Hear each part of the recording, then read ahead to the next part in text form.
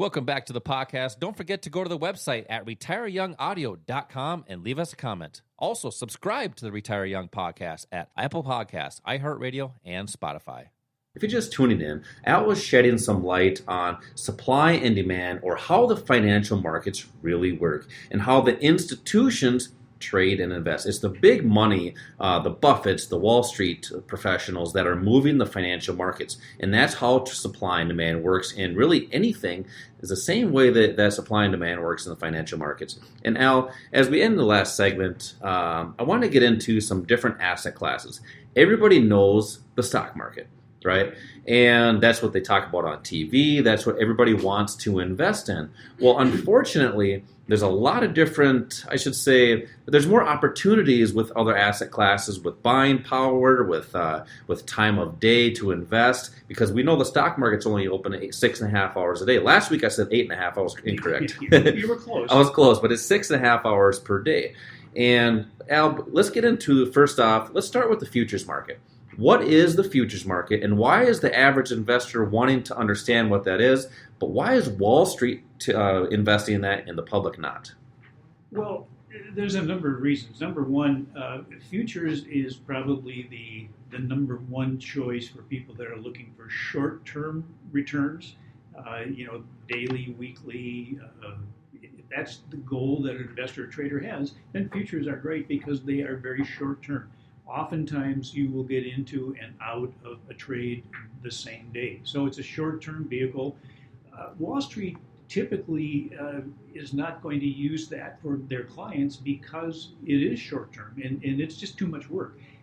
Most advisors will have several hundred clients, and an advisor can't be dealing with a couple hundred trades for on a daily basis for their clients. So it's much easier for them to put a client into something that's more long-term, and that's typically stock or mutual fund, and that falls into that what we call the buy and hold strategy. Okay. Futures, when you're looking at futures, you're looking at, it's just like it says, you're looking at something in the future. What is the cost of something or the value of something going to be in the future? It can be the major stock markets. It can be the Dow, the NASDAQ, the S&P 500. It can be commodities. Okay, so just so the public knows that, and all of our listeners, is if you like stock, you can still invest in the stock market essentially with the futures, with the S&P 500 if you contract, the Dow, the NASDAQ. Okay. And instead of just having the availability of trading or investing 6.5 hours there you go. it's basically 24 hours, 23 hours and 45 minutes a day that the futures market is available. So you have a lot of versatility there. Maybe a person works during the day and just doesn't have the ability to take the time to look at the stock market. The futures market, then maybe you do that when you get home or in the morning before you go to work. You get a variety of things, and it's really the best non-correlated market because you can have investments in the stock market, as we mentioned, say the S&P 500, and their investments in commodities. Corn, for example, the corn market doesn't care a bit about what the S&P 500 is doing. That's a market unto its own. So you can be long some parts of the futures market. An investor or trader can be short some parts of the futures market at the same time and have the opportunity to be successful. So you brought up another piece of terminology there. You said long, which means, investors, when you're saying long, if an investor were to buy Correct. And sell at a higher price, that would be a profit for them, right? Correct. Now explain what shorting means. Yeah, shorting is the opposite. There are strategies for up markets, excuse me, and there are strategies for down markets. Shorting is a strategy that is used when the market or an asset is going down in value. So if somebody wants to participate in a downward move, say back in 2008, when we had a 57% correction in the S&P 500. If a person was long, which means you are buying something with the intent of holding on to it with it going up in value, that's being long. And the market didn't just go up during that time period. It did not. It didn't go up after February of this year. So how do you take advantage of that? How does an investor or trader take advantage of it? Shorting is basically borrowing something that you don't own selling it at market, and then there's an obligation to return it since it was borrowed, and then it's returned hopefully and ideally at a lower price than a person sold it for. So the profit there is a difference between what the borrowed asset was sold for and what it was bought back for. Now, shorting is used by the big institutions, by the big traders. There are times when you won't be able to short. Back in 2008, in that last recession crash, shorting was halted for a while and it was suspended.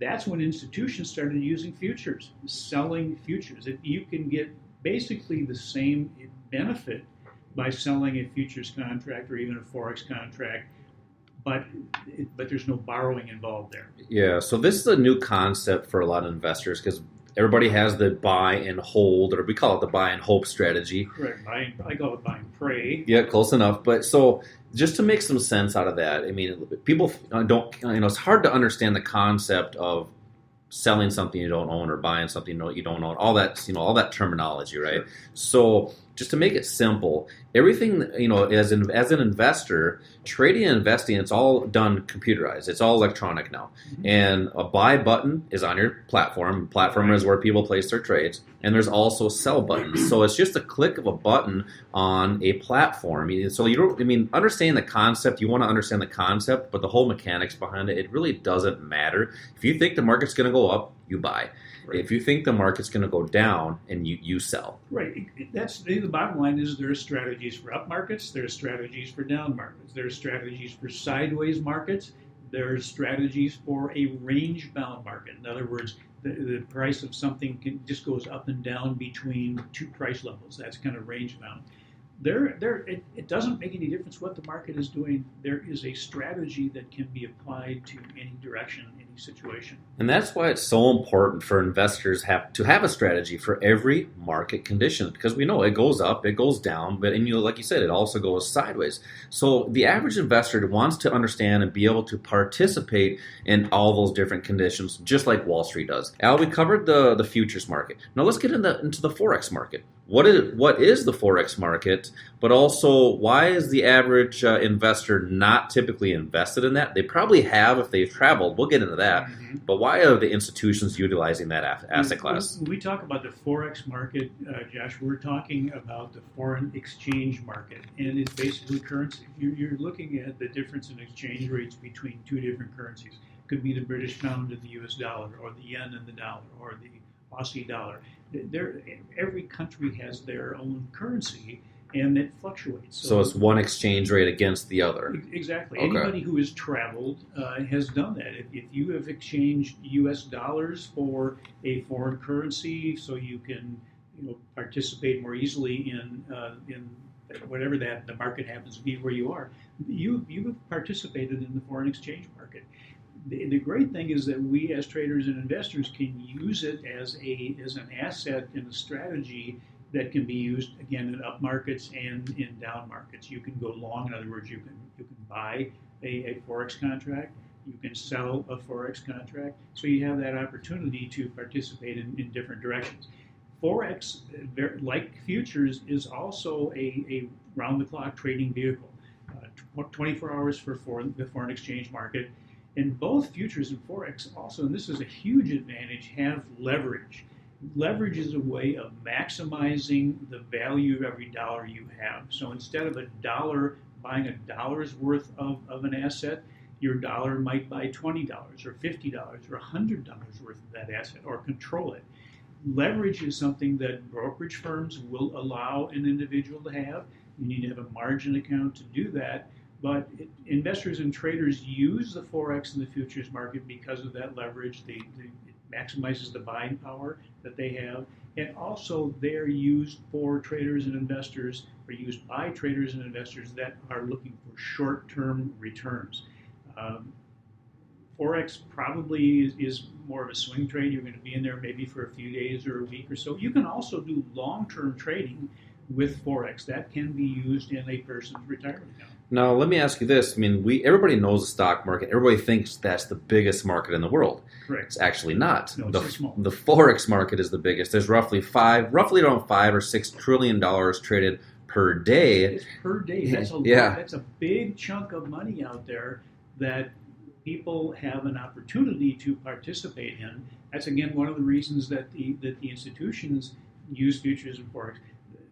Both futures and forex far exceed the amount of trading that you see in the stock market. Yeah. Well, and think about it too. That's what facilitates international trade and investment. Correct. And with that being open around the clock, there's countries facilitating trade. Sure.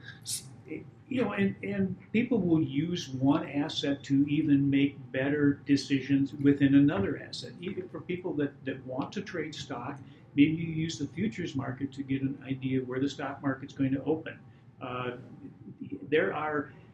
There's so many different strategies that can be used, and people might be thinking, well, I don't understand futures, I don't understand Forex, it's just too complicated. It's like anything else that someone doesn't know and hasn't had any experience with. There's a little bit of fear there, but that's what a good education program will provide. Not just information on one asset, because one asset might be great for one person, but not for another person. Sometimes it just comes down to personal preference. Sometimes it comes down to what your goals are and what a trader or investor's expectations are. What is someone trying to achieve?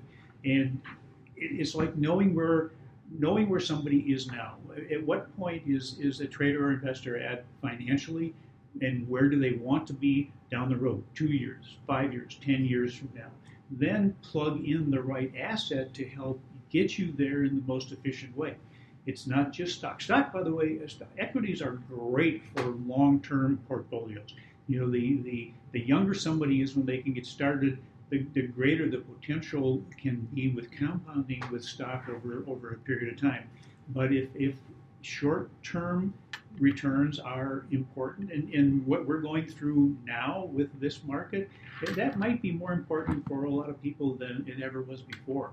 And just to understand, and so everybody understands, these other markets, the futures market and the Forex market, they're not new. They're just different. Correct. Just like anything we do in life, it's not something that's brand new that just came poof out of thin air. It's always been around. So investors want to understand and learn more of that. Yeah, they each have their own characteristics, and it's important to understand those before a trader or investor tries to use them. And the problem is that too many people try to use them without understanding those characteristics. You're correct. And just so everybody understands too, we have a lot of listeners that do trade stock, and there's probably been times where they didn't get in or out at the price that they wanted. With these larger markets, there's more liquidity. And I want you to explain liquidity in a little bit, why that's important to have more liquidity so you can get in and out of your positions. Thanks for listening, and don't forget to go to our website and drop us a line at retireyoungaudio.com.